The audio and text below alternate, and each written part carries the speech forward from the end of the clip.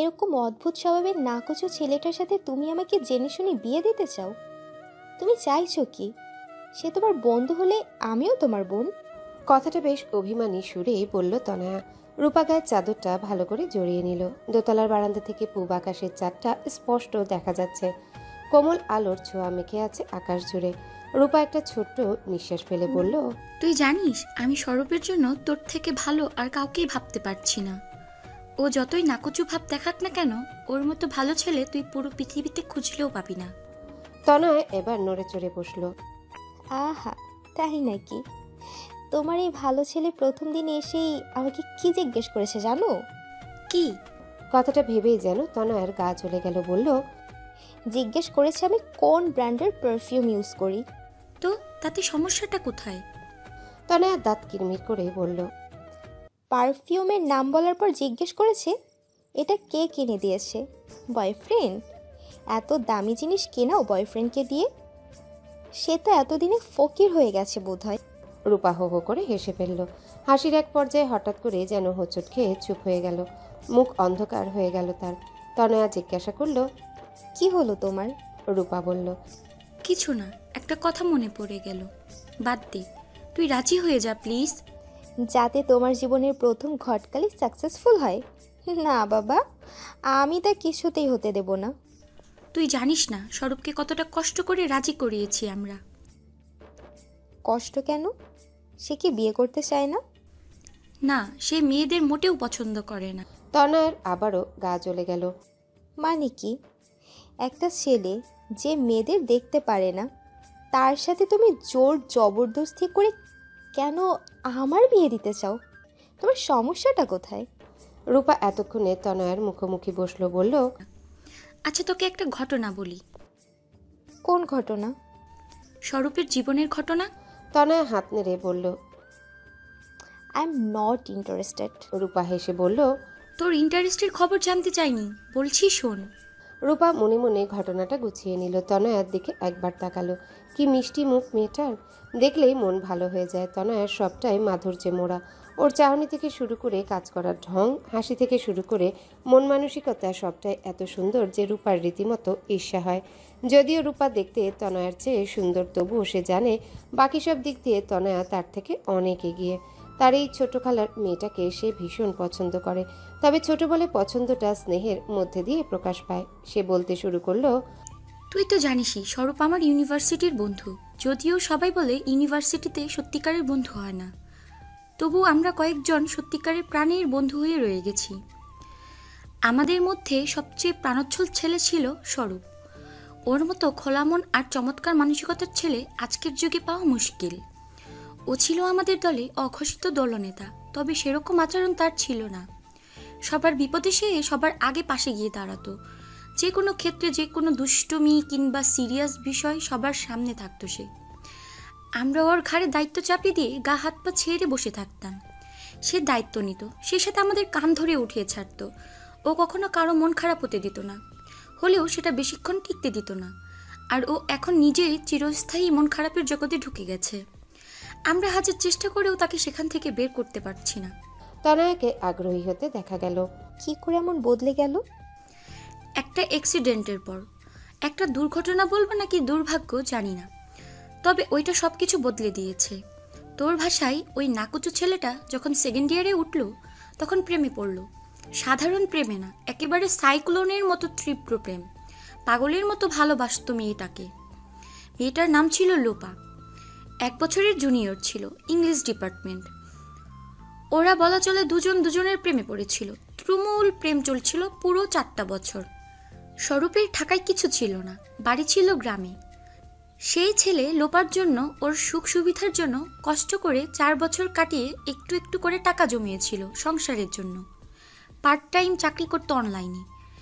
সেখান থেকে পাওয়া সব টাকা জমিয়ে রাখতো। মাস্টার্সের পাশাপাশি অফলাইনেও একটা চাকরিতে ঢুকলো। মাস্টার্স শেষ করার পরেই ঢাকায় ছোটোখাটো একটা ফ্ল্যাট কিনে ফেললো সে। সেটা সাজালো অল্প অল্প জিনিস দিয়ে, কিন্তু লোপার কাছে সে গোপন রাখলো সবটা। চেয়েছিল হঠাৎ জানিয়ে চমকে দেবে। আমরা স্বরূপের সাথে ওর ফ্ল্যাটে গিয়ে আড্ডা দিতাম, ওকে গোছাতে সাহায্য করতাম। আর ও নতুন জীবনের কথা বলতো। কত স্বপ্নই না দেখেছিল ছেলেটা।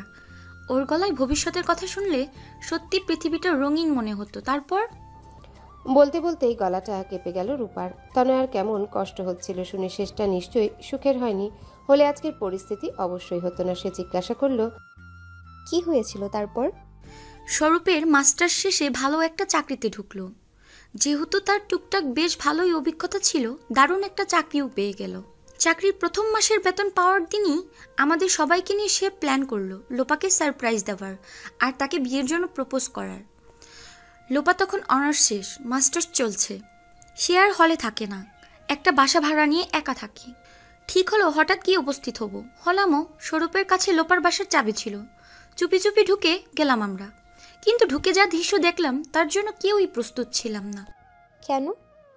বলতে গিয়ে তনয়া খেয়াল করলো তারও গলা কাঁপছে। মেয়েটা কি মরে পড়েছিল? রূপা দীর্ঘশ্বাস ফেলে বলল, লোপাকে আমরা একটা লোকের সাথে অন্তরঙ্গ অবস্থায় পেলাম। কি ভয়ানক বিষয়, ভাবতে পারিস? তনয়া চুপ হয়ে গেল।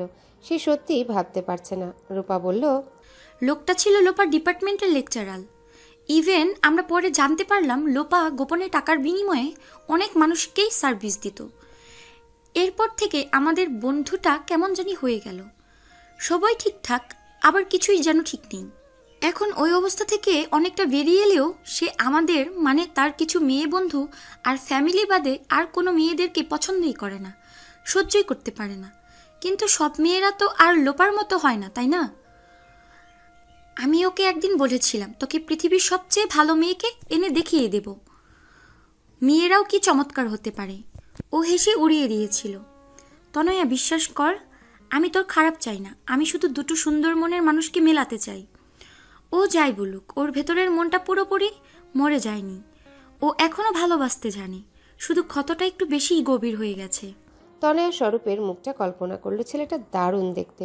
ওর এক দেখায় পছন্দ হয়ে গিয়েছিল। কি মায়াকাটা চোখ দুটো, দেখলেই ভালোবাসতে ইচ্ছা করে। তবে গা জ্বালানো কথাবার্তা শুনেই ও ছেলেটাকে বিয়ে করার ইচ্ছে পুরোপুরি বাতিল করে দিয়েছিল। কিন্তু এখন আবার নতুন করে ভাবতে ইচ্ছে করছে। মানুষের কষ্ট কখনোই সহ্য করতে পারে না তনয়া। তার হঠাৎ খুব ইচ্ছে হলো মানুষটার গভীর ক্ষততে হাত বুলিয়ে কিছুটা সান্ত্বনা দিয়ে আসতে। বিকেলের অসহ্য লাগা মুখটার জন্য এখন এত মায়া লাগছে কেন? সে রূপার দিকে তাকিয়ে দেখলো রূপা গভীর চোখে তার দিকে তাকিয়ে আছে। তনয়া তাকাতেই সে বলল, তুই ভেবে বলিস, প্রয়োজনে আবার দেখা করতে পারিস ওর সাথে। তোকে সবই তো বললাম, আর জোর করব না, বাকিটা তোর ইচ্ছের উপর ছেড়ে দিলাম। রূপা উঠে চলে গেল। ওর 2 বছর বয়সী ছোট্ট মেয়ে ঘুম থেকে উঠে কাঁদতে শুরু করেছে। তনয়া রেলিংয়ে হেলান দিয়ে গোল চাকটার দিকে তাকালো। কি করা উচিত তার? রাতে খেতে বসে তনয়া খেয়াল করলো অনেকগুলো আইটেম হয়েছে। মা এত করলো কখন? এমনিতে মেহমানের এসে যথেষ্ট সাহায্য করে, কিন্তু আজ যেহেতু তাকে দেখতে এসেছিল তাই মা রান্নাঘরে ঢুকতে দেয়নি। এতক্ষণ বোধহয় ভাবার সময় দিল। এবার খাবার টেবিলে বসে সিদ্ধান্ত জানতে চাইবে। তনয়া মাঝে মধ্যে ভাবে তার মতো ভাগ্য নিয়ে খুব কম মানুষই জন্মায়। আশেপাশে এত অসুখী, হতাশ আর টক্সিক লোকজন দেখতে দেখতে সে যখন নিজের ঘরের দিকে তাকায় তখন সেখানে প্রশান্তি মাখা একরাশ অক্সিজেনের বয়ে যাওয়া টের পায় সে। মা বাবার ঝগড়া সে আজ অবধি দেখেনি। তাকে ছোটবেলা থেকেই সেই বন্ধুত্বপূর্ণ পরিবেশ তারা দিয়েছেন যেটা যে কোনো মানুষ পেতে চাইবে। তাই তো তার বিয়ের কথা শুরু হবার পর থেকে তার কাছ থেকে কখনো কোনো বিষয়ে লুকোছাপা হয়নি। যা কথা হয়েছে তার সামনে হয়েছে। প্রতিটা ক্ষেত্রেই তার মতামত নেওয়া হয়েছে। আজ খাবার টেবিল ভর্তি। খালা খালু আছেন, আছে রূপা আপু আর তার বর ফয়সাল ভাইয়া। আজকে তাদের সামনে তার বিয়ের কথা তোলা হবে, হতে পারে। সম্বন্ধটা যেহেতু রূপা আপুর হাত ধরেই আসা।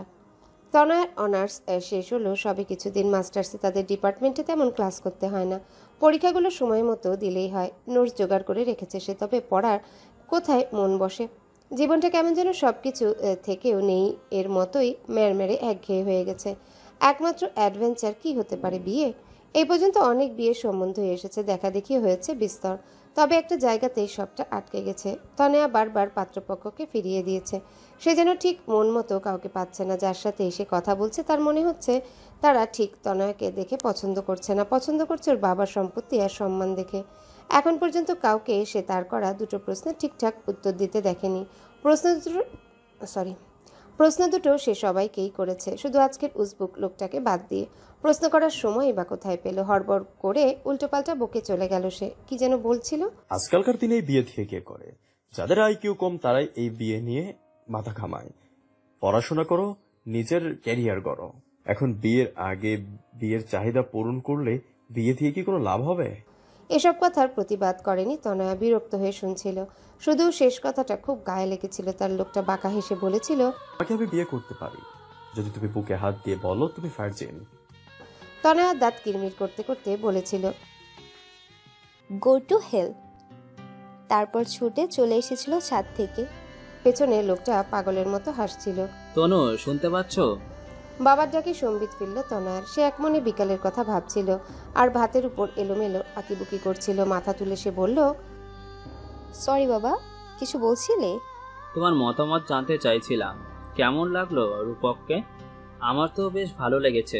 ভালো দেখতে, চমৎকার ক্যারিয়ার। কথা শুনে মনে হলো চিন্তা ভাবনাও বেশ গোছানো।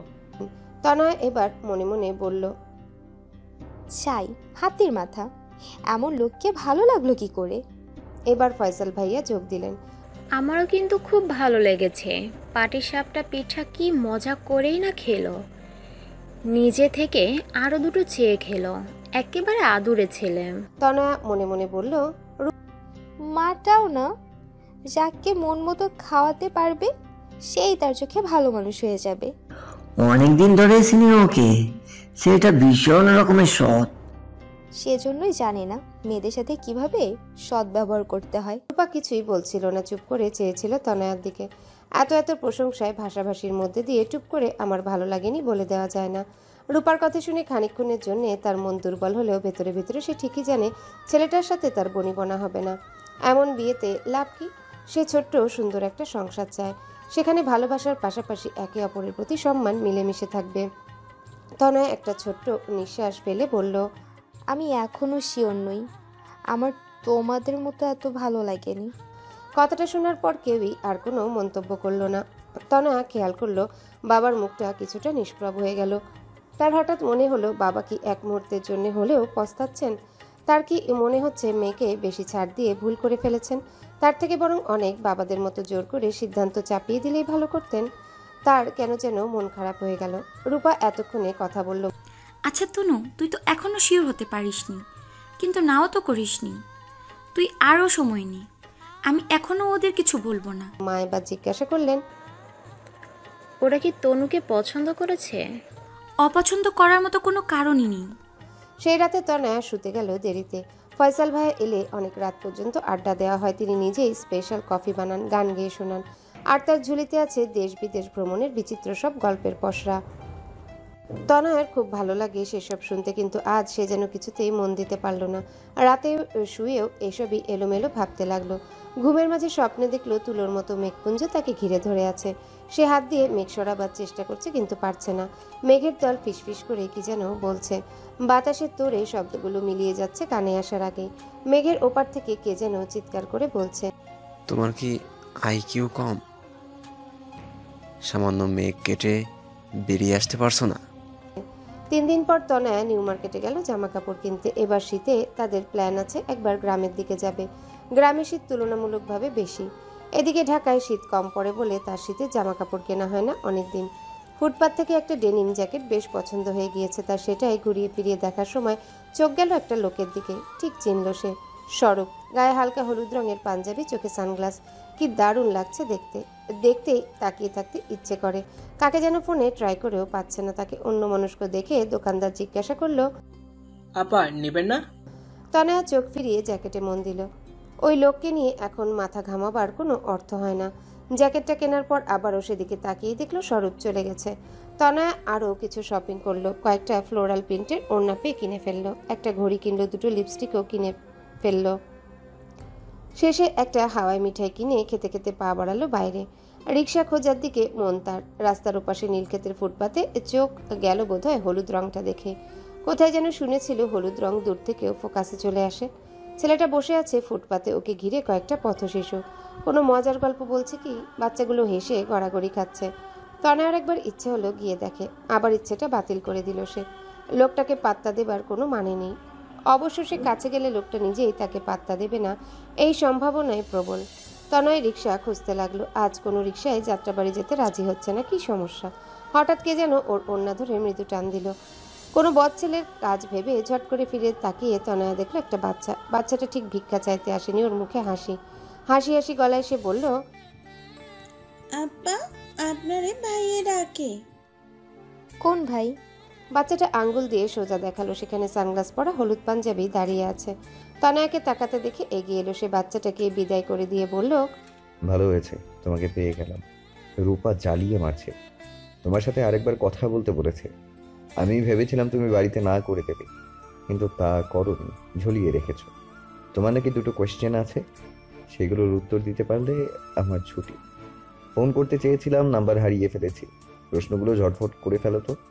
রূপা তনয়াকেও বলেছিল ও যে প্রশ্নগুলো সব পাত্রকে করে থাকে সেগুলো স্বরূপকে করতে। স্বরূপ নিজেই নাকি যোগাযোগ করবে, করেনি বলে কথাটা ভুলে গিয়েছিল তনয়া। এখন মনে পড়ল, সামনে যখন পড়েছে করে ফেলতে আর দোষ কি। সে বলল, একটু নির্জন জায়গায় যাওয়া যাবে? এখানে এত ভিড়ের মধ্যে সিরিয়াস আলাপ করা যায় না। স্বরূপ চোখ মোটকে জিজ্ঞাসা করলো, ঠিক কতটা নির্জন চাও? তনয়ার ইচ্ছে করলো লোকটাকে ধাক্কা দিয়ে ফেলে দিয়ে চলে যেতে। সে নেহায়াতি ভদ্র বলে কাজটা করতে পারল না। কাঁদো কাঁদো গলায় বলল, কোনো প্রশ্ন নেই, চলে যান আপনি। তনয়া ঠান্ডা মেজাজের মানুষ, কিন্তু প্রচণ্ড রেগে গেলে তার মাথা এলোমেলো হয়ে যায়। রাগের মাথায় কি করে বসে নিজেও জানে না। সেরকমই পাগলাটে রাগ মাথায় চড়ে গেছে তার স্বরূপের কথা শুনে। সে উল্টো দিকে ঘুরে কখন চলতে আরম্ভ করেছে নিজেও জানে না। কোন দিকে যাচ্ছে সে খেয়াল পর্যন্ত নেই। হঠাৎ কি একটা হলো, মাথা চক্কর দিয়ে উঠল। তারপরেই মনে হলো কে যেন তাকে টেনে নিয়ে যাচ্ছে কোথায়। এদিকে মাথার ভেতর প্রচণ্ড শব্দে সাইরেন বাজছে। যখন সম্বিত ফিরল, মাথা কাজ করতে শুরু করলো।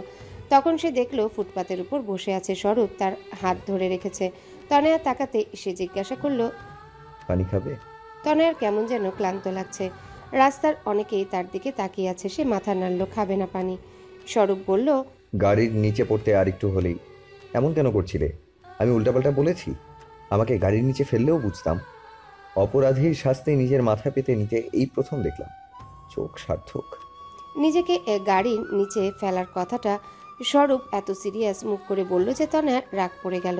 তবে বাইরে সেটা প্রকাশ করলো না। স্বরূপ বলল, চলো সামনের খাবারের দোকানে গিয়ে বসি, ওরা দুর্দান্ত স্যান্ডউইচ বানায়। খেতে খেতে তোমার প্রশ্ন শুনবো। নাকি করবে না? না করতে ইচ্ছে করলে করো না, কিন্তু তোমাকে দেখে ঠিক সুস্থ মনে হচ্ছে না।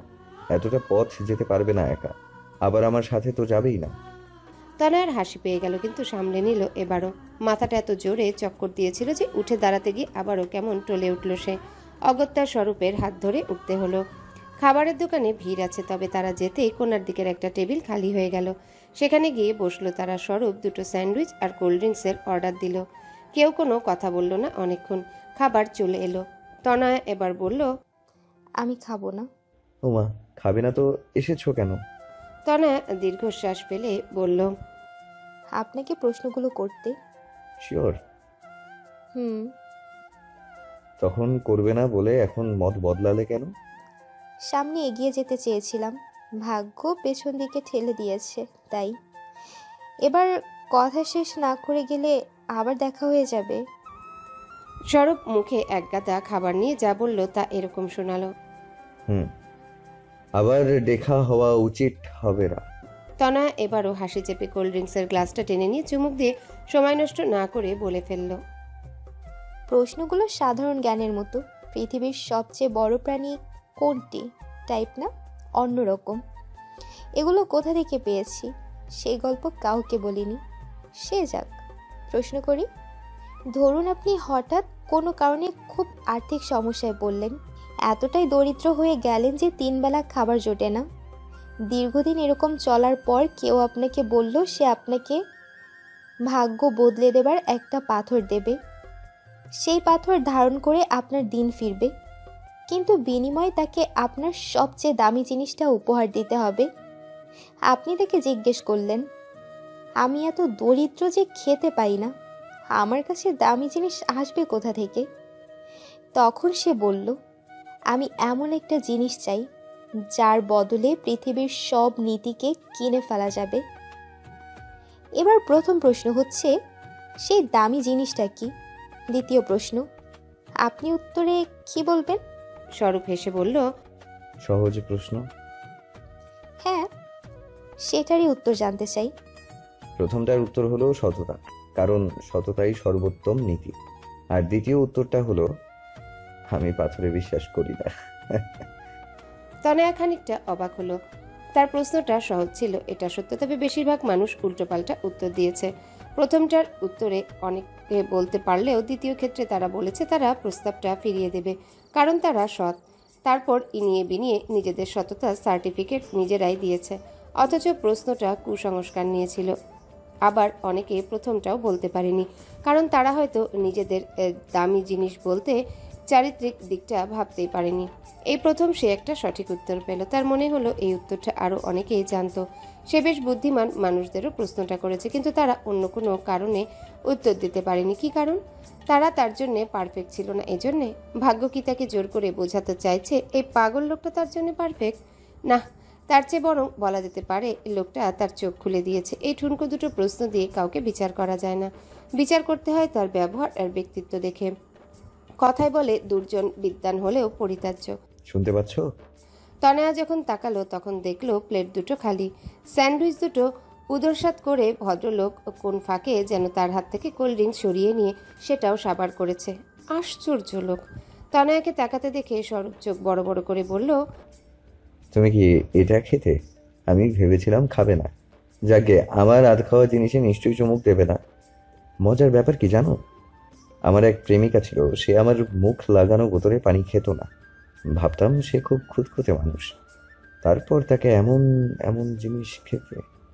তনয়ার চোখের দিকে তাকিয়ে স্বরূপ এবারের মতো মুখ বন্ধ করে ফেলল। তারপর উঠে দাঁড়িয়ে বলল, চলো তোমাকে রিকশায় উঠিয়ে দিয়ে আসি। কোনো প্রয়োজন নেই, আমি যেতে পারবো। ছেলেটা যেন শুনতেই পেল না। তনয়ার শপিং ব্যাগগুলো নিয়ে হাঁটা ধরল বাইরের দিকে। তনয়া পেছন পেছন গেল। তার সবকিছু কেমন যেন তেতো লাগছে। রিকশায় বসার পর স্বরূপ বলল, 1 মিনিট, একটা কথা বলবো। এই পর্যন্ত আমি যা যা বলেছি সেজন্য এক্সট্রিমলি সরি। আমি মেয়েদের পছন্দ করি না, তবে উত্ত্যক্তও করি না। তোমাকে আজে বাজে কথা বলেছি বিয়ে ভাঙার জন্য। তোমাদের বাড়ির বড়রা আমাকে বেশ পছন্দ করে ফেলেছে, তাদের সাথে তো আর উল্টাপাল্টা আচরণ করা যায় না। এদিকে আমার বাড়ির লোক আর বন্ধুরা পাগল হয়ে গেছে বিয়ে দিতে। ফাইনালি বলেছে তোমার সাথে সেটিং না হলে আর জোরাজুরি করবে না। তাই আর কোনো অপশন ছিল না, যা যা বলেছি ভুলে যাও। আর একটা ভদ্রলোক দেখে বিয়ে করে ফেলো। আশা করছি আমাদের আর দেখা হবে না। তনয়া জিজ্ঞাসা করলো, আপনি প্রশ্ন দুটোর সঠিক উত্তর জানতে চান না? না, আমি ভুল উত্তর দিতে পেরেছি, এটা জেনেই খুশি লাগছে। বিদায়। স্বরূপ বিদায় বেলায় খুব সুন্দর করে হাসলো। তনয়া ওর চোখের ভেতর দিয়ে হৃদয়ের ভেতরের আরও অনেকটা যেন দেখে নিল এক ঝটকায়। পথে যেতে যেতে তনয়ার কেমন বিষাদ মাখা মন খারাপ হতে লাগলো। মানুষটা যতক্ষণ ছিল ততক্ষণে নরম শীতের চাদরের মতো যেন জড়িয়েছিল কোনো এক অনুভূতি। এখন ফাঁকা ফাঁকা লাগছে। এরকম আর কখনো কারো জন্যে হয়নি তার। কেন লাগছে এমন? বাড়ি ফিরে শপিং ব্যাগগুলো খুলতে গিয়ে দেখলো একটা অতিরিক্ত ব্যাগ। ব্যাগের ভেতর 2 প্যাকেট হাওয়াই মিঠাই। বারান্দায় বিকেলে রোদে বসে চুল শুকাতে শুকাতে হাওয়াই মিঠাই দুটো খাচ্ছিল তনয়া। 2 হাতে দুটো। তার অনেক দিনের ইচ্ছে ছিল এভাবে হাওয়াই মিঠাই খাওয়ার। নেহায়াতি লোকে পাগল বলবে বলে কখনো খায়নি। এই বারান্দায় অনেকটা সময় পর্যন্ত রোদ থাকে বলে মা এখানে আচার শুকাতে দিয়েছে। আকাশ পরিষ্কার, চিকন একটা সাদা মেঘের রেখা দূর আকাশের প্রান্তে ভেসে আসে আলতোভাবে। সূর্যের আভা কমলা হয়ে আসছে। তনয়ার মনটা কেমন কোমল হয়ে আছে। ছাড়া ছাড়া চিন্তাগুলো হুটহাট আসছে যাচ্ছে মনে আলতো রেখাপাত করে। তার জীবনে প্রথম প্রেমে পড়া বলে কিছু ছিল না, তবে কিছু ঘটনা মনে না রেখে থাকা যায় না। ওই যে রাস্তার পাশের বড় কদম গাছটা, ওটার আড়ালে ছেলেটা দাঁড়িয়ে থাকতো রোজ বিকেলে। তনয়া বিরক্ত হতো, আবার কেমন মজাও লাগতো। সে জানালা দিয়ে একটু পর পর লুকিয়ে দেখতো ছেলেটা আছে নাকি চলে গেছে। মুখচোরা ছেলেটা কিছুই বলতে পারেনি তাকে, শুধুই দেখে গেছে। এরপর একদিন সে হুট করে মরে গেল। মা যখন বলছিলেন অমুক ছেলেটার ছাদ থেকে লাফিয়ে পড়ে মারা গেছে, তখন কি ভীষণ অবাক হয়েছিল তনয়া। ছেলেটার মা বাবার সম্পর্ক ভালো ছিল না, রোজ বাড়িতে অশান্তি হতো। সহ্য করতে না পেরেই তনয়ার মনে হয়েছিল, আহারে, ছেলেটাকে একবার যদি জিজ্ঞাসা করা হতো তুমি কেমন আছো, ইচ্ছে করলে সে জিজ্ঞাসা করতে পারতো, কিন্তু কখনো ইচ্ছেটাই হয়নি। সে হয়তো একটু মমতার আশা একটু ভালো থাকতে ওর কাছে আসতো, কিংবা ইউনিভার্সিটির পবিত্র কয়েকটা বছর একসাথে পড়াশোনার পরেও তনয়ার বিন্দুমাত্র ধারণা হয়নি ছেলেটা তাকে কতটা পছন্দ করে। বিদায় অনুষ্ঠানের দিন সে খুব আবেগ নিয়ে বলেছিল, বিশ্বাস কর তনু, ধর্ম ছাড়া পৃথিবীর আর যে কোনো কিছু ছাড়তে হলে আমি তোর জন্য ছাড়তে পারতাম। চলে যাচ্ছি আজ, তুই খুব ভালো থাকিস। তোর জন্য পৃথিবী হয়তো আরো অনেক ভালোবাসা জমা করে রেখেছে অন্য কারো কাছে। পবিত্র চলে গেছে ইংল্যান্ড। যাওয়ার আগে তনয়াকে ফেসবুক থেকে ব্লক করে দিয়েছে। ভালোবাসা বোধহয় পৃথিবীর সবচেয়ে দুর্বোধ্য বিষয়গুলোর একটা। তনু, কি কিনে এনেছি দেখালি না যে? মা ঢুকলেন ঘরে, ঘর থেকে বারান্দায়। ওর হাওয়াই মিঠাই দুটো তখন শেষের পথে। মা হেসে হেসে বললেন, তুই কি বাচ্চা মো? না, আমি তো একটাই কিনেছিলাম, পরে দুটো কিনে দিল। কে? স্বরূপ। দেখা হয়েছিল ওর সাথে? তারপর কি? সব ঠিকঠাক? তনয়া প্রশ্নটা বুঝতে পারল না, বলল, কোনো সমস্যা নেই। মা 400 ভোল্টের বাল্বের মতো জ্বলে উঠলেন হঠাৎ করে। তারপর আলহামদুলিল্লাহ পরে প্রস্থান করলেন। তনয়া বোকার মতো তাকিয়ে রইল। ঘটনা কি সত্যি? ঘটনা কি হলো? একটু পর ফোন এলো রূপার। প্রথমে সে জিজ্ঞাসা করলো, সৌরভ কি তো প্রশ্নের উত্তর ঠিকঠাক দিয়েছে? হ্যাঁ, তা দিয়েছে। রূপা উপাস থেকে বলল, আলহামদুলিল্লাহ। তনয়া কিছুক্ষণ বোকার মতো বসে রইল। তারপর ভাবলো ব্যাপারটা আরো ঘেটে যাবার আগে থামাতে হবে। সে মোটেও বদ ছেলেটাকে বিয়ে করবে না। সে যখন বাবার ঘরের দিকে গেল তখন দরজার কাছে দাঁড়িয়ে শুনতে পেল বাবা দারুণ খুশি খুশি গলায় কাকে যেন ফোনে বলছেন। এবার ভাই, আমার মেয়েরও বিয়েটা ভালোই দিতে পারবো। চমৎকার পাত্র পেয়েছি, কি যে শান্তি লাগছে বলে বোঝাতে পারবো না। তনয়ার চোখে পানি চলে এলো। সে আর কিছুই বলল না, চলে গেল নিজের ঘরে। বাবার এত আনন্দটাকে সে আবারও অসম্মতি জানিয়ে নষ্ট করে দিতে পারবে না। বাবা বুঝতে দেননি, কিন্তু তার এই গলার স্বর বুঝিয়ে দিচ্ছে তিনি কতটা চাপ থেকে মুক্তি পেয়েছেন। তনয়া ঘরের দরজা বন্ধ করে বসে অনেকক্ষণ কাঁদল। তারপর মনে হলো তার হাতে আসলে কিছুই নেই। যা হচ্ছে সেদিকে তাকে টেনে নিয়ে যাচ্ছে তার ভাগ্য। স্বরূপ জানালার পাশে ইজি চেয়ারে বসে চোখ বন্ধ করে কি একটা ভাবছিল। ঘরে একটা শব্দ হলো। ইঁদুর কি? বড় ফ্ল্যাটটা খা খা করে সারাক্ষণ। সে বাদে আর কারো বাস নেই এখানে। অবশ্য কিছু ইঁদুর, তেলাপোকা আর এক গাদা মশা তাকে সঙ্গ দিতে থেকে যায়। এদের ঝেঁটিয়েও তাড়ানো মুশকিল। মানুষগুলো এমন করে থেকে যেত যদি। লোপার সাথে বিচ্ছেদের পর স্বরূপ আগের ফ্ল্যাটটা বিক্রি করে বড় একটা ফ্ল্যাট কিনেছে। ভালো চাকরি, একারায়, এমন কোনো বিলাসদ্রব্য নেই যে সে কিনেনি। অথচ বাসাটাতে কোনো শান্তি লাগে না তার। মা এলে কিছুটা ভালো লাগে। এখন মাও নেই। মা বেশি দিন থাকতেও পারেন না। তার নিজের প্রতিষ্ঠা করা স্কুল আছে, সেই স্কুলের পেছনে সারা দিন চলে যায়। মা প্রায়ই ওকে বলেন গ্রামে চলে যেতে, কিন্তু গ্রামে গিয়ে সে করবেটা কি? হাল চাষ করার সামর্থ্য তো তার নেই। তবে এই জীবনটার যাই হোক ঝামেলা যুক্ত নয়। এদিকে সবাই তার জীবন ঝামেলা তৈরি করার জন্য হাত ধুয়ে লেগে গেছে। কোথা থেকে যেন এক একটা মেয়েকে ধরে এনে দেখিয়ে বেড়াচ্ছে। স্বরূপ কিছুতেই তাদের বোঝাতে পারছে না যে সে নতুন করে কাউকে ভালোবাসতে চায় না, ভালোবাসতে পারবেও না।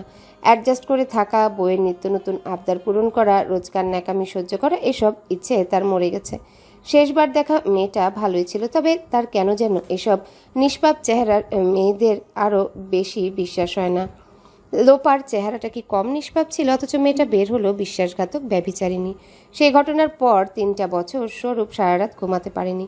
চোখ বুঝলেই ওই দৃশ্যটা মনে পড়ে যেত। তার দম বন্ধ হয়ে আসতো, মনে হতো সারা শরীর জ্বলে যাচ্ছে। গত 1.5 বছর ধরে এসব আর হয় না, বরং একটা নির্লিপ্ততা চলে এসেছে জীবনের প্রতি। কিছুই ভালো লাগে না, টাইপ হতাশার জীবন। আবারও রান্নাঘরের দিক থেকে ভেসে আসা শব্দে উঠে পড়ল সে। সেদিকে যেতে গিয়ে মোবাইলের নোটিফিকেশন লাইট জ্বলতে নিপতে দেখে ফোনটা তুলে নিল হাতে। এমনিতে তার মোবাইল সাইলেন্ট থাকলেও হাতে থাকে বলে কল ধরতে অসুবিধা হয় না। আজ দূরে ছিল। এই ফাঁকে ফোন এসেছে মোট 40টা, মা আর বন্ধুবান্ধবের ফোন। ভয় পেয়ে গেল স্বরূপ, তাড়াতাড়ি ফোন করলো মাকে। মা যে খবরটা জানালেন তাতে তার মাথার চুল দাঁড়িয়ে গেল, গা জ্বলতে শুরু করলো। মনে মনে বলল, ইডিয়েট, পিওর ইডিয়েট। এত কিছুর পরেও একটা মেয়ে বিয়েতে রাজি হয় কোন সুখে? ইচ্ছে হলো তনয়াকে ফোন করে চেঁচামেচি করতে, কিন্তু নাম্বার নেই তার কাছে। ফোনটা ছুঁড়ে ফেললো বিছানায়, তারপর চলে গেল বাথরুমে। শাওয়ার ছেড়ে নিচে দাঁড়ালো। এখন শীত পড়তে শুরু করেছে। রাতের পানি আরও ঠান্ডা, তবুও তার গরম লাগছে। নির্ঝঞ্ঝার জীবনে এখন আপদ আসতে চলেছে। পরের বেশ কয়েকটা দিন কেমন করে যেন কেটে গেল। তনয়ার সাথে স্বরূপের কথা হলো না আর। তনয়া ভয়ে তাকে ফোন করলো না। এদিকে দুই পরিবারের সরব আয়োজনে বিয়ের দিন ঘনিয়ে আসতে থাকলো। তাদের অনেকদিন পর দেখা হলো। বিয়ের কাবিননামায় সই করবার দিন। স্বরূপ সকাল থেকে প্ল্যান করছে কি করে তনয়াকে একটা শিক্ষা দেওয়া যায়। বড়সড় একটা ধমক দিলে কেমন হয়। নাকি কাবিননামায় সই করার পর কানের কাছে গিয়ে চিবিয়ে চিবিয়ে বাংলা সিনেমার মতো বলবে, তোমাকে আমি স্ত্রীর কোনো অধিকার দেব না। আমার বাড়িতে তোমাকে থাকতে হবে পাশের বাড়ির লোকের মতো। আরও নানা প্ল্যান করে সেগুলা প্ল্যান ABC ক্যাটাগরিতে মনে মনে সাজিয়ে সে তনয়াদের বাড়ির দিকে রওনা দিল। প্রাথমিক আপ্যায়নের পর যখন তনয়াকে বসার ঘরে আনা হলো তখন স্বরূপের মুখে আপনা আপনি তালা লেগে গেল। মিষ্টি রঙের শাড়িতে তনয়াকে এত স্নিগ্ধ দেখাচ্ছিল যে স্বরূপ ইচ্ছে করেও বেশিক্ষণ চোখ সরিয়ে রাখতে পারছিল না। তার উপর ওর চেহারায় বাড়তি একটা কোমলতা আছে যা সবার থাকে না। সইটই হয়ে যাবার পর ওদের কথা বলার জন্য একটা ঘরে ঢুকিয়ে দেওয়া হলো কিছুক্ষণের জন্য। স্বরূপ প্ল্যানগুলো সব ভুলে চুপচাপ বসে রইল। তনয়া কি বলবে তাই বুঝতে পারল না। সে ভেবেছিল স্বরূপ তাকে চিবিয়ে খেয়ে ফেলবে, কিন্তু তেমন কিছুই হলো না দেখে ভারী অবাক হলো। এক সময় জিজ্ঞাসা করলো, আপনি ঠিক আছেন? স্বরূপ ঠিক সেই মুহূর্তে যেন সব ঘোর কাটিয়ে তার বাস্তব মূর্তিতে ফেরতে আসতে পারল। হ্যাঁ, গরু কুরবানি দেখেছো? জি। দেখেছো কি না? হ্যাঁ। কুরবানির পর তারা কি করে? কি করবে? কিছু করার ক্ষমতাই থাকে না। Same situation here. বড় একটা নিঃশ্বাস ফেলে বলল, তুমি একটা ইমোশনাল ফুল। কেন? তোমাকে যা মারাত্মক দেখাচ্ছে। আমার মতো আধা রোবট জাতীয় প্রাণী বিয়ে না করলে ভালোবাসায় চাপা পড়ে মরে যেত। তনয়া লজ্জা পাবে কিনা বুঝতে পারল না। লোকটা কি প্রশংসা করছে? বোকার মতো বলল, তাহলে ভালোই হলো, মরে গিয়ে কাজ নেই। স্বরূপ উঠে দাঁড়িয়ে বেরিয়ে যেতে যেতে বলল, মাথা ভর্তি পাটের আঁশ, বুঝবে কেমন করে? স্বরূপরা সবাই চলে যাবার পর সে রাতে তনয়ার অদ্ভুত এক অনুভূতি হচ্ছিল। কাউকে বলে সে সেই অনুভূতি ব্যাখ্যা করতে পারবে না। মনে হচ্ছিল তার বুকের ভেতরটা রাতের আকাশের মতো আধার। তার ভেতর হঠাৎ একটা দুটো তারা জ্বলজ্বল করে উঠছে। শীতল মিষ্টি কিংবা ঝিমঝিম করা একটা রাত তার জীবনে এসেছে। স্বরূপের সাথে এরপর আর কথা হয়নি। ওর শেষ কথাটা শুনে তনয়া রাগ হয়নি, হাসি পেয়েছে। স্বরূপের সাথে কি তাকে সারা জীবন এভাবে ঝগড়া করেই যেতে হবে, নাকি কোনোদিন সেও তাকে গুছিয়ে যত্ন করে ভালোবাসবে? স্বরূপ নিশ্চয়ই ভাবছে সে আর কোনো ছেলে খুঁজে না পেয়ে পাগল হয়ে তাকে বিয়ে করেছে। এই ভুলটা কি তার ভাঙানো উচিত? রাত 1টার দিকে একটা অপরিচিত নাম্বার থেকে কল এলো। তনয়া ঘুম চোখে কিছুক্ষণ তাকিয়ে থেকে ধরবে কি ধরবে না ভেবেও ধরে ফেলল। কোনো এমার্জেন্সি হতে পারে। হ্যালো। ওপাশ থেকে স্বরূপ বলে উঠল, তুমি তনয়া তো? ও তুমি? কেন, গলা শুনলে চিনতে পারোনি? তুমি আমাকে হঠাৎ তুমি করে বলতে শুরু করলে কেন? বাহ, বিয়ে হয়ে গেছে, তুমি বলবো না? তা বলতে পারো। ঠিক আছে, রাখলাম। কিন্তু এত রাতে ফোনটা করলে কেন? আমার কাছে তোমার নম্বর ছিল না, এবং যতদূর মনে হয় তোমার কাছেও আমার নম্বর ছিল না। এখন নিলাম মায়ের কাছ থেকে। এখন কটা বাজে খেয়াল আছে? স্বরূপ ঘড়ি দেখে বলল, একটা খেয়াল ছিল না। ঘুমিয়ে পড়েছিলে নাকি? আমি 12টার আগেই ঘুমাই। সিন্ডারেলা? কেন, আপনি কখন ঘুমান? আবার আপনি যে চলে গেলে। অভ্যাস নেই যে তুমি বলার, তাই। আপনিই ঠিক আছে, বেশ একটা ডমিনেটিং ভাইব পাওয়া যায়। তুমি করে বললে মনে হয় তুমি আমাকে ঠিকঠাক সম্মান করছো না। তনয়া হেসে ফেলে বলল, ঠিকঠাক সম্মান দেওয়ার জন্য আর কি কি করতে হবে? কদিন পর তো আমার বাসায় এসে থাকবে, তখন লিস্ট করে দেব। আপনার বাসা তখন আমারও বাসা হবে। ভুল। উইমেন এম্পাওয়ারমেন্টের যুগ চলছে। এখনকার মেয়েরা হাজবেন্ডের সাথে সব খরচ শেয়ার করে। তুমি আগে সেরকম করবে, তারপর তোমারও সমান সমান অধিকার হবে। কি বলেন এসব? মোটেও এসব আমি বলি না, এসব নারীবাদী আপুরা বলে। আপনি নারীবাদীদের দেখতে পারেন না? আমি নারীদেরই তেমন একটা দেখতে পারি। গ্রেট। তাহলে মাঝরাতে একটা নারীকে ফোন করে কথা বলছেন কেন? আমি প্রথমেই রেখে দিতাম, তুমি কথা বাড়িয়েছো। ওকে, সব দোষ আমার, মাথা পেতে নিলাম। কিন্তু প্রশ্নটার উত্তর তো পাইনি। কোন প্রশ্ন? এখনো ঘুমোননি কেন? কারণ আমি সিন্ডারেলা না, ড্রাকুলা। রক্ত খেকো? হ্যাঁ। কাদের রক্ত খান? যারা আগে ঘুমায় তাদের। থুর। রাখছি। শেষ প্রশ্ন। আগে ভেবেছিলাম তুমি আমার জীবনের শান্তি নষ্ট করবে, এখন দেখছি ভুল ভাবছিলাম। তো এখন কি ভাবছেন? এখন মনে হচ্ছে সর্বপ্রথম নষ্ট হবে আমার কান তোমার বকবক শুনতে শুনতে। উফ, প্রশ্নটা করবে নাকি রাখবো? আপনি কি সিরিয়াস ওই ব্যাপারটাতে? কোন ব্যাপার? ওই যে বললেন খরচ সমান সমান বহন করতে হবে। সিরিয়াস। কিন্তু আমি তো এখনো কোনো চাকরি করি না, পড়াশোনাই শেষ হয়নি। সেটা তোমার সমস্যা, সেজন্য আমার সাথে আগে কথা বলে নেওয়া উচিত ছিল। তা তো বলনি। এবার তুমি কি করবে সেটা তুমি ভেবে বের করো। ও ওকে, বাই, গুড নাইট। তনয়া পাল্টা কোনো অভিবাদন জানালো না। সত্যি কথা বলছে নাকি এই লোক? ফোন রাখার পর স্বরূপ হো হো করে কিছুক্ষণ হাসলো। ভয় পাওয়ানো গেছে মেয়েটাকে। এত সহজে ভয় পেয়ে যাবে কে জানতো। এত শখ করে বিয়ে করেছে, এখন বুঝুক কাকে করেছে। স্বরূপের ফ্ল্যাটে আসর বসেছে বহুদিন পর। সব বন্ধুরা একত্র হয়েছে, শুধু সজীব বাদে। সে এখানকার পড়াশোনা শেষ করে পাড়ি জমিয়েছে ফিনল্যান্ড। এখন আরও পড়ছে, পড়েই যাচ্ছে। বাকিদের মোটামুটি গোছানো সংসার হয়েছে। স্বরূপ বাদে সবাই বিয়ে থা হয়ে গিয়েছিল, এখন তারও হলো। আজ তারা শুধু বন্ধুরা একত্র হয়েছে। সংসার, বাচ্চা সব রেখে ইউনিভার্সিটির জীবনে ফেরার একটা সাময়িক চেষ্টা। এমনিতেও বিয়ে উপলক্ষে কিছু আত্মীয় স্বজন এসেছেন। মহিলারা বসার ঘরের মেঝেতে বসে পিঠা বানানো আর গল্প গুজবে ব্যস্ত। কেউ কেউ রান্নাঘরে চুলার পাশে খুন্তি নাড়ছে ব্যস্তভাবে। স্বরূপের মনেও অনেকদিন পর একটা উৎসব ভাব হচ্ছে। মা এলে এমনিতেও তার কাছে বাড়ি ভরা ভরা মনে হয়। আজ তো খালা, চাচি আর মামিরাও এসেছেন। সবার ভীষণ আদরের স্বরূপ। সবাইকে খুশি দেখে তার ভেতরকার বিতৃষ্ণাটা কিছুটা হলেও কেটেছে। রান্নাঘর থেকে আরেক প্রস্তুত চা আর মাংস পিঠা এসে হাজির হতেই অঙ্কুর দুটো পিঠা নিয়ে মুখে পড়ল। খাদক বলে তার সুনাম এখনও সে অক্ষুণ্ণ রেখেছে, বরং পাল্লা দিয়ে ভুঁড়ি বাড়ছে। তার বউয়ের রান্নার হাতও নাকি অসাধারণ। অঙ্কুরের ধারণা তার মতো সুখী মানুষ পৃথিবীতে আর একটাও নেই। যদিও রোগ ইতিমধ্যে তাকে ধরে ফেলছি করছে। মিলি পিঠায় হাত দিল না। এমনিতেই মজা পেয়ে 4টা খেয়ে ফেলেছে। এর বেশি হলে ডায়েটের 12টা বেজে যাবে। তার জীবনটা ঠিক সরল নয়। স্বামীর সাথে বনিবনা নেই। লোকটা বিয়ে 3 বছরের মাথায় কেমন বদলে গেল। অফিসের সুন্দরী কলিগের সাথে দিন রাত এত কথা তার। মিলি যথেষ্ট সুন্দরী, তাও এখন নিজের দিকে আরো বেশি নজর দেয়। কেউ যেন বলতে না পারে স্বামী তার পৌড়ে দশা দেখে বিরক্ত হয়ে পিঠ টান দিয়েছে। অন্যরা খেতে খেতে গল্প করছে, কেউ নিজের সংসারের তো কেউ অতীতের। তবে আজ সবার মূল আকর্ষণ স্বরূপের দিকে। সে আজকের হিরো, বিয়ের পাত্র বলে কথা। কায়েস জিজ্ঞাসা করলো, স্বরূপ, হানিমুনে কোথায় যাবি? No honeymoon. মানে কি? কোথাও যাচ্ছি না আমি, বিয়েটা করেছি তাই বেশি, আবার হানিমুন। রূপা বিরক্ত গলায় বলল, তোর ইচ্ছে নাই থাকতে পারে, আমার বোনের ইচ্ছে অনিচ্ছের দাম দিবি না? স্বরূপ সরু চোখ করে বলল, তুই হচ্ছিস ভিলেন। তুই তনয়াকে কি খাইয়ে রাজি করিয়েছিস? সত্যি করে বলতো। কিচ্ছুই না। স্বরূপ ছাড়বার পাত্র নয় সে। এবার ভালো করে কথা ধরল। তুই কোনোভাবে ওকে আমার অতীতের কথা বলিসনি তো? রূপা আমতা আমতা করে বলল, না না না, তা কেন বলবো? সত্যি করে বল। সত্যি। স্বরূপ মোটেও বিশ্বাস করলো না। বলল, মেয়েটা কি তাহলে আমাকে সিম্প্যাথি দেখাতে বিয়ে করলো? কথাটা এতদিন মাথায় আসেনি। তোকে দেখে মনে পড়লো, যদি ভিলেনগিরি করে থাকিস তোর বোনের খবর আছে।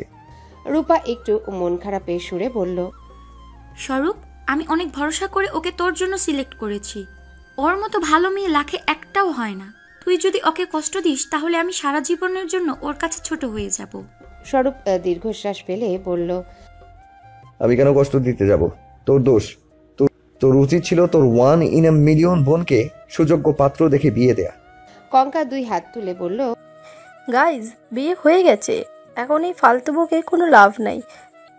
স্বরূপ, পাস্ট ভুলে যাওয়াটাই বুদ্ধিমানের কাজ।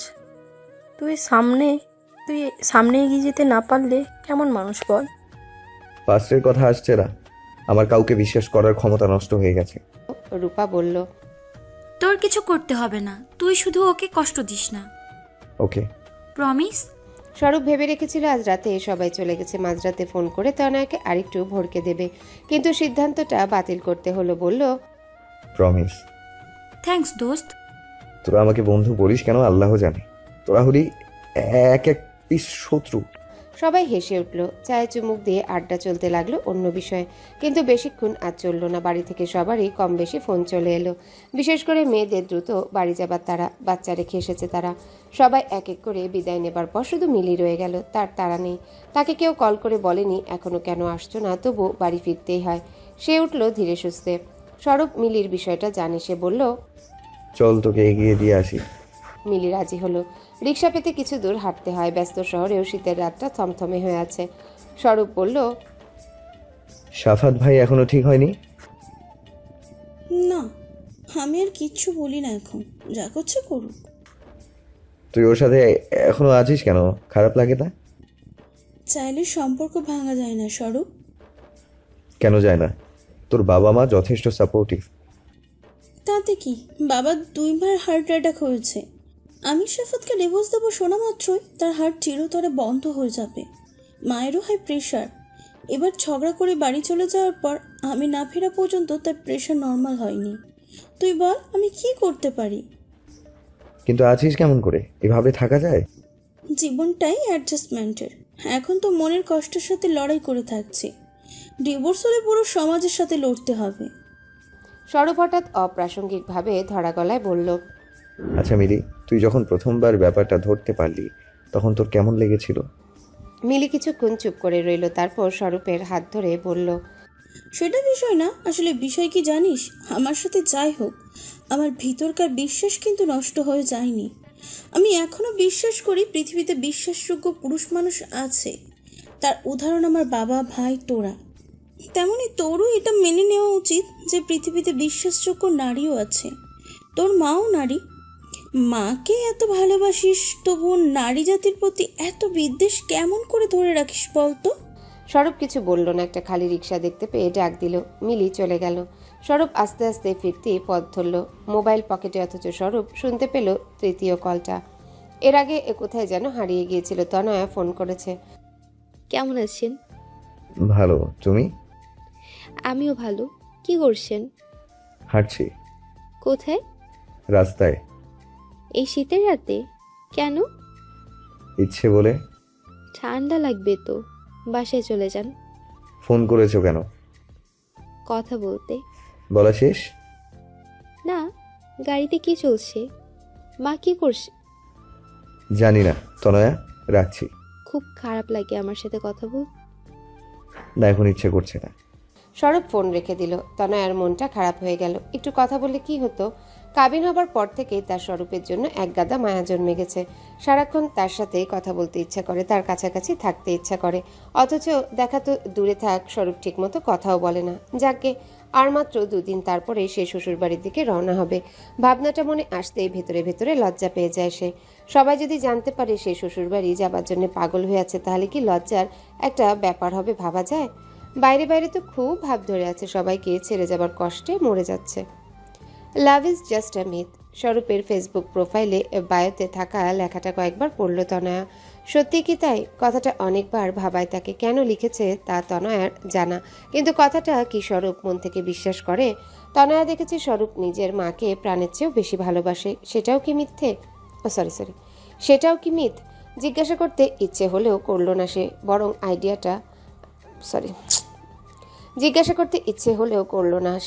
বরং আইডিটা ঘুরে আসা যাক। অনেক পোস্ট শেয়ার করে স্বরূপ, বেশিরভাগই দেশের অর্থনীতি আর রাজনীতি সম্পর্কিত। তনয়া মিনিট 2 ঘুরে বিরক্ত হয়ে আবার ওপরে চলে গেল। ফেসবুক ছবি জমা করে রাখে একটা ফাইলে। সেখান থেকে প্রোফাইলে ছবিগুলো দেখলো অনেকটা সময় নিয়ে। একটা বিষয় খুব লক্ষ্য করার মতো, স্বরূপের এক সময়ের ছবিগুলো যেরকম হাসি খুশি আর উৎফুল্ল ছিল সেটা আর এখন নেই, বরং অনেকদিন সে প্রোফাইল কালো পর্দা ঝুলিয়ে রেখেছিল। ইউনিভার্সিটিতে পড়ার সেসব দিনে ওর চেহারাটা ছিল নিষ্পাপ, মিষ্টি দেখতে। দাড়ি একদমই রাখত না, একটা বাচ্চার মতো দেখাতো তাকে। এখন অনেকটাই পরিণত। এখন যদিও সে আগের তুলনায় সুন্দর দেখতে হয়েছে, তবুও সে সময়ের ছবিগুলোতে যে উৎফুল্ল হাসিটা ছিল সেটা এখন হারিয়ে গেছে। ছবিগুলো নিজের মোবাইলে সেভ করে রাখলো সে, মাঝে মধ্যেই দেখবে। আজ গায়ে হলুদের অনুষ্ঠান হয়ে গেল, আগামীকাল বিয়ে। একসাথে গায়ে হলুদ হয়েছে। পাশে বসে স্বরূপ মোবাইল ঘাঁটছিল, সেই ফাঁকে সে আইডির নামটা দেখে নিয়েছে। অবশ্য রূপা আপুর কাছে চাইলে হতো, কিন্তু এখন স্বরূপের বিষয়ে মুখ খুললেই যে কেউ বলে বসবে সে বিয়ের আগে স্বামী পাগল হয়ে গেছে। আশ্চর্য! বিয়ের পর দিন তাদের যেতে হবে স্বরূপদের গ্রামে। গ্রামে নাকি তাদের অসংখ্য আত্মীয় স্বজন। ওখানে একটা অনুষ্ঠান না করলেই নয়। হাজার হোক, গ্রামের একমাত্র স্কুলের হেড টিচার হচ্ছেন ওর শাশুড়ি। তাই বিয়ের পর দিনই গ্রামে চলে যাবে তারা। ওখানে একটা অনুষ্ঠান সেরে কদিন থেকে ফিরবে। তনয়ার এতক্ষণ পুরো বিষয়টা খুব আকর্ষণীয় লাগছিল, কিন্তু এখন খানিকটা ভয় লাগতে শুরু করলো। আচ্ছা, সে বাবা মাকে ছেড়ে কেমন করে যাবে? বাবা মা থাকবে কেমন করে? চলে যাবার বিষয়টা মাথায় থাকলেও এতক্ষণ উপলব্ধিতে আসেনি। হঠাৎ কেমন একটা দুঃখবোধ ছুঁয়ে গেল তাকে। তনয়া উঠে গিয়ে বাবা মায়ের ঘরে উকি দিল। মা নেই, বাথরুমে ঢুকেছেন হয়তো। বাবা উদাস চোখে জানালা দিয়ে বাইরে তাকিয়ে। তনয়া পায়ে পায়ে এগিয়ে গিয়ে বাবাকে জড়িয়ে ধরল। বাবা ওর মাথায় হাত বুলিয়ে দিতে দিতে বললেন, আরে তোর কি হলো আবার? বাবার গলাটা বুঝে আসায় তনয়া বুঝতে পারলো তার চোখে পানি চলে এসেছে। মা বের হলে বললেন, আমাকে ভুলে গেছো নাকি তোমরা? বাবা এক হাত বাড়িয়ে দিতেই মাও এসে জড়িয়ে ধরলেন দুজনকে। ওদের তিনজনের মিষ্টি পরিবারটা আগামীকাল দুজনে পরিণত হবে। তনয়ার জন্মের পর মায়ের কিছু শারীরিক সমস্যার কারণে আর কোনো সন্তান তিনি ধারণ করতে পারেননি। তনয়ার সারা জীবন লোকের কাছে শুনে এসেছে, আহার একটা ছেলে হলো না, মেয়ে তো পর হয়ে যাবে। তনয়ার তখন খুব রাগ হতো। আজ ওর নিজেরই মনে হলো মা বাবার একটা ছেলে হলে বেশ হতো। স্বরূপ মায়ের কোলে মাথা রেখে শুয়েছিল। মা হঠাৎ বললেন, তুই তো কাল থেকে পর হয়ে যাবি। স্বরূপ হেসে বলল, কেন, আমি কি মেয়ে নাকি? বিয়ের পর ছেলেরাও পর হয়। তাই নাকি? জানতাম না তো। কেমন করে? এই যেমন এখন তুই আমার কাছে বসে আছিস, আমাকে ফোন করে ঘন্টা ধরে কথা বলিস, বাড়ি ফিরে আমার খোঁজ করিস সবার আগে। বিয়ের পর করবি? বিয়ের পর আগে থাকবে বউ, তারপর মা। স্বরূপ উঠে বসে বলল, মা তাহলে বিয়েটা ক্যান্সেল করে দেই বলো, আমারও ভালো তোমারও। মা স্বরূপের কান টেনে বললেন, ওই কপালপুরি তোকে কেন বিয়ে করতে রাজি হলো কে জানে, পাজি কোথাকার। ওর কথা বাদ দাও, তোমার কি হিংসে হচ্ছে? মা হেসে বললেন, হিংসে না রে বাবা, হিংসে না, সত্যি বললাম। বউ শাশুড়ির যুদ্ধ তো যুগ যুগ ধরে চলে আসছে, এর পেছনে কিন্তু এদের কারো দোষ থাকে না, দোষ হয় সময়ের। বউ বিয়ে করে সে স্বামীর অধিকার পেতে চায়, আর মা তার জায়গা ছাড়তে চায় না। এটাই বলেছি, হিংসে করব কেন? এত লক্ষ্মীমন্ত একটা মেয়ে আমার ভারী ভালো লেগেছে। দেখিস তোকেও মানুষ করে ছাড়বে। তার মানে কি আমি অমানুষ? তা খানিকটা আছিস। মা মা স্বরূপের নাক টিপে দিয়ে বললেন, আমার ছেলে পৃথিবীর সেরা ছেলে। হয়েছে, অফিসের জুনিয়ররা যথেষ্ট তেল দেয়, তাদের দলে সামিল হবার প্রয়োজন নেই। মা গালে হাত দিয়ে বললেন, প্রশংসা করলেও দোষ, খারাপ বললেও দোষ, যায় কোথায় বলতো? মা তুমি একটা ড্রামা কুইন। সে আবার কি? বুঝতে হবে না, আমার চুল টেনে দাও তো। স্বরূপ মায়ের কোলে মাথা রাখতেই মায়ের ফোন বাজলো। তনয়া ফোন করেছে। ফোন ধরে মা গল্প করতে শুরু করলেন। সে গল্প আর ফুরায় না। বেশ কিছুক্ষণ অপেক্ষা করে স্বরূপ উঠে গিয়ে বলল, তোমার ছেলে টেলে পর হয়নি, আমার মা পর হতে যাচ্ছে। মা হাসলেন। কথাটা শুনে ওপাশ থেকে তনয়াও হাসলো। স্বরূপের এই অভিমানী গলা তার চেনা নয়। তনয়ার বান্ধবী লুনার বিয়ে হয়েছে প্রায় 2 বছর আগে, প্রেমের বিয়ে। তবুও সে এখনো বলে, জানিস প্রতিনিয়ত ওর এমন এমন নতুন বৈশিষ্ট্য বেরোচ্ছে না, মনে হয় একটা মানুষকে পুরোপুরি চিনতে সারা জীবন লেগে যায়। তনয়ার রাতে ঘুম হলো না। অনেক রাত পর্যন্ত সে জেগে জেগে জানালা দিয়ে বাইরে তাকিয়ে রইল। রাতের আকাশে কোটি তারা জেগে বসে আছে তারই মতো। আগামীকাল রাতটা কেমন হবে, খুব সুন্দর কিংবা খুব কষ্টকর? সে আনমনে স্বরূপকে ফোন করে বসলো। স্বরূপ সাথে সাথে ফোনটা তুলে বলল, হাই এক্স সিন্ড্রেলা। মানে কি? আগে তুমি তাড়াতাড়ি ঘুমাতে, তাই সিন্ডারেলা, আচ্ছা সিন্ড্রেলা হবে, সিন্ডারেলা লেখছে কেন? তনয়া হাসলো। ফোন করেছো কেন? এমনি। প্রেম করতে? হ্যাঁ, করবেন। কিভাবে করতে হয়? আমার কোনো এক্সপিরিয়েন্স নেই। সত্যি? সত্যি। এদিকে আমার এক্সপিরিয়েন্স জঘন্য। তাহলে আর প্রয়োজন নেই সে কথার। স্বরূপ কিছুক্ষণ চুপ করে থেকে বলল, তুমি ভুল করলে তনয়া। কি ভুল? একসময় বুঝতে পারবে, তখন প্লিজ আমাকে দোষ দেবেন। আপনি ভয় পাইয়ে দিচ্ছেন। সেই চেষ্টা কম করিনি, তবে তেমন লাভ হয়নি। তাহলে তার আর দরকার নেই। তুমি একসময় বুঝবে, তখন পস্তাবে। আমি কখনোই পস্তাবো না। আমার কোনো সিদ্ধান্ত আজ পর্যন্ত ভুল হয়নি। কোনোদিনও হবে না, এমন কোনো গ্যারেন্টি কার্ড পেয়েছো না? আচ্ছা, আপনি কি আমাকে চ্যালেঞ্জ করছেন? করছি, চলো একটা বাজি ধরি। বিয়ে নিয়ে বাজি? সেরকম না, তুমি ঠিক 2 বছর পর তোমার বিয়ে করার সিদ্ধান্তের জন্য আফসোস করবে। যদি করো তাহলে আমি বাজিতে জিতবো, আর যদি না করো তবে তুমি জিতবে। তনয়া ভয়ার্ত গলায় বলল, বাজি জেতার জন্য আপনি কি কি করবেন? কিছু না, তোমার বোনকে আমি কথা দিয়েছি তোমার সাথে উল্টাপাল্টা কিছু করবো না, কথাটা রাখবো। আমি যেমন তেমনই থাকবো, দেখা যাক তুমি কি করো। ঠিক আছে, দেখা যাবে। তনয়ার কেন জানি মনে হচ্ছিল বিয়েতে কোনো না কোনো ঝামেলা বাঁধবে। সে সকাল থেকে চিন্তা মাথায় করে বসেছিল, কিন্তু বিয়েটা সুন্দরভাবেই কেটে গেল। এমনকি বিয়ের ভিডিও, খাওয়া দাওয়া থেকে শুরু করে বিদায় পর্যন্ত এত সুন্দরভাবে হলো যে গাড়িতে উঠে তনয়া নিজের হাতে একটা চিমটি কেটে নিশ্চিত হলো সবটা সত্যি ছিল। কিন্তু ভয় কমলো না, রাত এখনো বাকি। আশ্চর্যের বিষয় হচ্ছে আজকের রাত বছরের সবচেয়ে দীর্ঘ রাত। অবশ্য তার আনন্দ হচ্ছে, প্রচুর ঘোরাঘুরি হবে বলেই মনে হচ্ছে। আগামীকাল গ্রামের বাড়ি, তারপর সেখান থেকে এসে দার্জিলিং।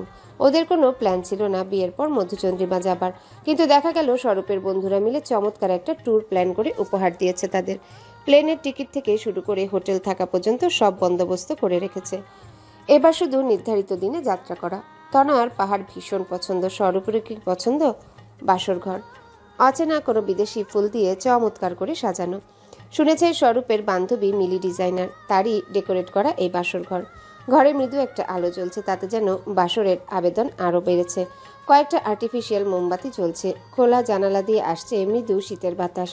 সবকিছুর মধ্যে তনয়ার ঘুম ঘুম পাচ্ছে। স্বরূপ কোথায় রয়ে গেছে? কেন আসছে না?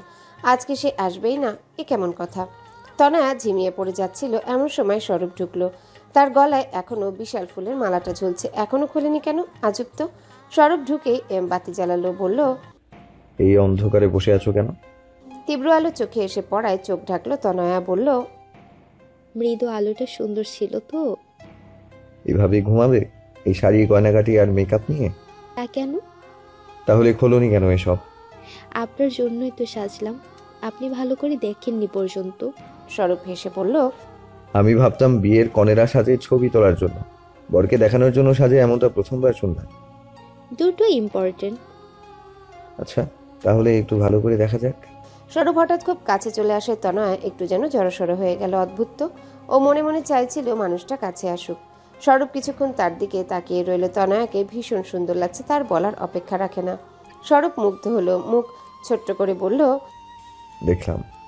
তারপর উঠে চলে গেল বারান্দায়। যাবার আগে গলা থেকে মালাটা খুলে রেখে গেল। তনয়া বেশ কিছুক্ষণ বসে রইল, কিন্তু স্বরূপের খবর নেই। সে উঠে বারান্দায় উকি দিল। বারান্দায় একটা ইজি চেয়ার, তাতে হেলান দিয়ে বসে জনাব সিগারেট টানছেন। কাছে গিয়ে তনয়া জিজ্ঞাসা করলো, এটা কি হচ্ছে? আপনি আমাকে রেখে চলে এলেন? কি করতাম, দেবী পূজা? তুমি কি চাচ্ছ বুঝতে পারছি, কিন্তু আজও সব পারবো না, আমি অনেক টায়ার্ড। তনয়ার ভীষণ রাগ হলো। সে বলল, টায়ার্ড হলে গিয়ে শুয়ে পড়ুন, এখানে কি করছেন? আমার রাতে ঘুম আসে না, ঘরটা ফুলের জঙ্গল বানিয়ে রেখেছে। তুমি জঙ্গলে ঘুমাতে পারো, আমি এখানেই থাকবো। ফুল পরিষ্কার করে দিচ্ছি, চলুন। তার কোনো প্রয়োজন নেই, আমি এখানেই ভালো আছি। আপনার শীত করছে না? না তো। তনয়া আর কথা খুঁজে পেল না। এই লোকটাকে কি করে সাহায্য করা যায়? হঠাৎ একটা বুদ্ধি মাথায় খেলে গেল তার। স্বরূপের হাত থেকে সিগারেটটা টেনে নিল সে। যদিও একটু রিস্কি ছিল, তবুও পুড়ে যাবার ভয়ে স্বরূপই ছেড়ে দিল ওটা। তনয়া সিগারেটটা ঠোঁটে চেপে ধোঁয়া টেনে নেবার চেষ্টা করলো, তারপরেই কাশতে শুরু করলো। ভীষণ বাজে একটা জিনিস। স্বরূপ কঠিন স্বরে বলল, এটা কেন করলে? আপনি খেতে পারলে আমি কেন পারবো না? আমিও খাবো। তুমি সিগারেট খাবে? হ্যাঁ, আপনার সাথে খাবো। যখন সিগারেট খেতে ইচ্ছে করবে আমাকেও বলবেন, দুজনে একসাথে বসে টানবো, দারুণ মজা হবে। কি বলেন? ফাজলামি বন্ধ করো, সিগারেটটা দাও। তনয়া দিল না, আবারও এক টান দিয়ে এক দফা কাশলো। স্বরূপ এবার ওর হাত থেকে সিগারেট কেড়ে নিয়ে নিভিয়ে ফেলে বলল, আর নাটক করার কোনো প্রয়োজন নেই, আমিও খাবো না। তাহলে ঘরে চলুন। একটা রাত কন্ট্রোল করতে পারছো না? না, আজকের রাতটা শুধুই আমাদের দুজনের হবার কথা। আমি একা ওখানে বসে থাকবো আর আপনি এখানে সিগারেটের ধোঁয়ার সাথে প্রাক্তনের শো করাবেন, তা চলবে না। আজকে আমাদের মাঝে কোনো তৃতীয় ব্যক্তিই থাকবে না। তনয়ার এতদিনের নরম ব্যবহার আজ কোথায় যেন হারিয়ে গেছে। সে বড় বেশি অধিকার বোধ নিয়ে কথা বলছে। স্বরূপের একই সাথে রাগ হচ্ছে, আবার তনয়ার এই মূর্তি তাকে সমানভাবে আকর্ষণ করছে। স্বরূপ হালকা গলায় বলল, ঘরে আসছি, তার আগে তুমি প্লিজ মেকআপটা ধুয়ে ফেলো। তনয়া একইভাবে বলল। আপনি প্লিজ ব্রাশ করে আসুন, সিগারেটের গন্ধ অসহ্য। তারা কেউই কারো কথা শুনল না। স্বরূপ তনয়ার হাত ধরে নিজের কাছে টেনে নিল।